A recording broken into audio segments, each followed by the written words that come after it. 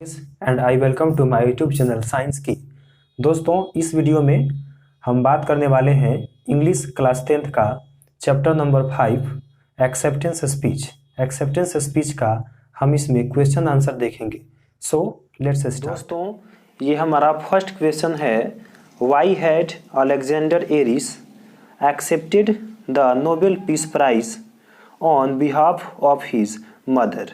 यानी कि क्वेश्चन आपसे पूछा जा रहा है कि अलेक्जेंडर एरिस अपनी माँ के जगह पर, अपनी माँ के स्थान पर जो मिलने वाला नोबेल पीस प्राइज था वे क्यों ग्रहण किए, वे क्यों लिए। ऐसा कौन सा सिचुएशन आ गया था, ऐसा कौन सा अवस्था आ गया था कि अपनी माँ का पुरस्कार, अपनी माँ का प्राइज अलेक्जेंडर एरिस को लेना पड़ा। तो इसका आंसर हम क्या लिखेंगे, तो देखिए, Alexander Aris accepted the Nobel peace prize on behalf of his mother.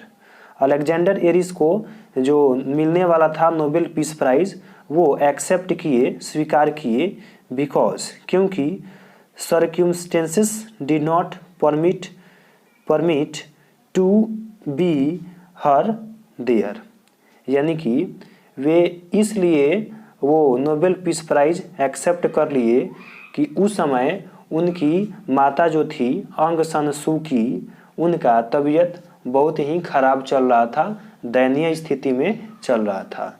तो वहाँ अंग सान सू की के उपस्थित ना होने के कारण जो पुरस्कार था वो अलेक्जेंडर एरिस को दिया गया और अलेक्जेंडर एरिस उस अवस्था में वह पुरस्कार स्वीकार किए।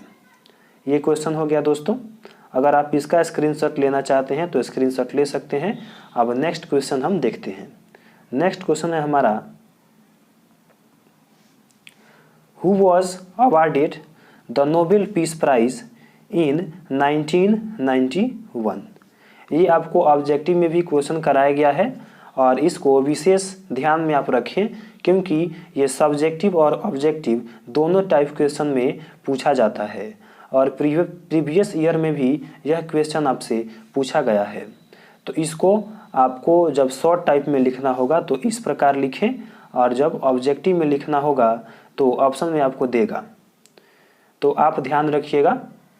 तो हमारा क्वेश्चन है, who was awarded the Nobel piece prize in 1991।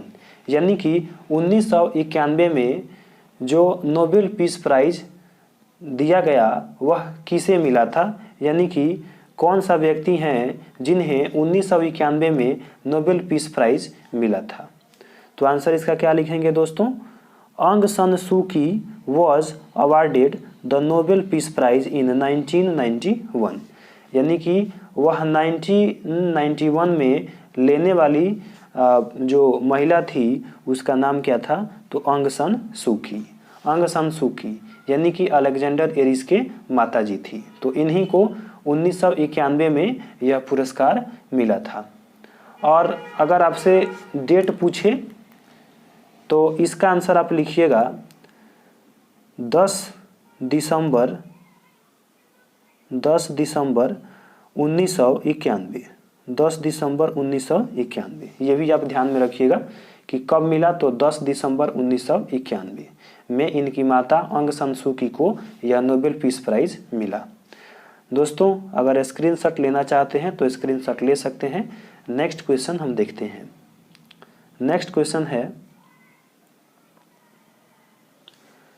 Who were incarcerated in the struggle for peace, freedom and democracy. यानी कि क्वेश्चन आपसे पूछा जा रहा है, यहाँ पे कुछ वर्ड मीनिंग आया है जिसको हम जान लेते हैं। यहाँ पे है इनकैरेक्टरेटेड, मतलब होता है कि बंदी गृह, बंदी गृह, याद रखें, जेल, बंदी गृह। और फिर यहाँ पे आप देखिए एक वर्ड मीनिंग आया है स्ट्रगल, यानी कि परिश्रम करना, मेहनत करना। पीस, पीस का अर्थ क्या होता है, तो शांति। पीस मतलब शांति। फिर आप यहाँ पे एक मीनिंग आया है फ्रीडम, आज़ादी, ये तो आप जानते हैं। डेमोक्रेसी ये डेमोक्रेसी होता है। तो अब हम क्वेश्चन देखते हैं, समझते हैं क्वेश्चन को क्या कह रहा है। तो क्वेश्चन है हमारा कि किनको बंदी गृह में रखा गया था शांति, आज़ादी और डेमोक्रेसी के लिए। किनको बंदी गृह में रखा गया था, मतलब कि ऐसे कौन कौन से व्यक्ति थे जिनको शांति, आज़ादी और डेमोक्रेसी के लिए जो लोग लड़ रहे थे उनको बंदी गृह में रखा गया था, जेल में रखा गया था। तो यही क्वेश्चन आपसे पूछा गया है। अब आंसर इसका क्या लिखेंगे, तो the many senior and highly respected leaders beside the narrator's mother were incarcerated in the struggle for peace, freedom and democracy. यानी कहा जा रहा है कि बहुत सारे सीनियर और हाईली रेस्पेक्टेड नेता लोग, उनके अलावे इनके माँ को भी उस बंदी गृह में रखा गया था। क्यों रखा गया था, तो बहुत सारे सीनियर नेताओं को और हाईली रेस्पेक्टेड नेताओं को इसलिए इनके माँ के साथ बंदी गृह में रखा गया था कि ये लोग पीस, फ्रीडम एंड डेमोक्रेसी के प्रति स्ट्रगल कर रहे थे, इसलिए इन्हें बंदी गृह में डाल दिया गया था। यही हमारा आंसर होगा। अगर आप स्क्रीनशॉट लेना चाहते हैं तो स्क्रीनशॉट ले सकते हैं। नेक्स्ट क्वेश्चन हम देखते हैं। नेक्स्ट क्वेश्चन है हमारा,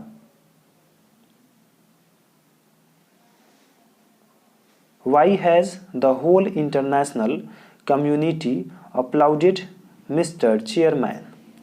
पहले यहाँ पे कुछ वर्ड मीनिंग है उसको देख लेते हैं।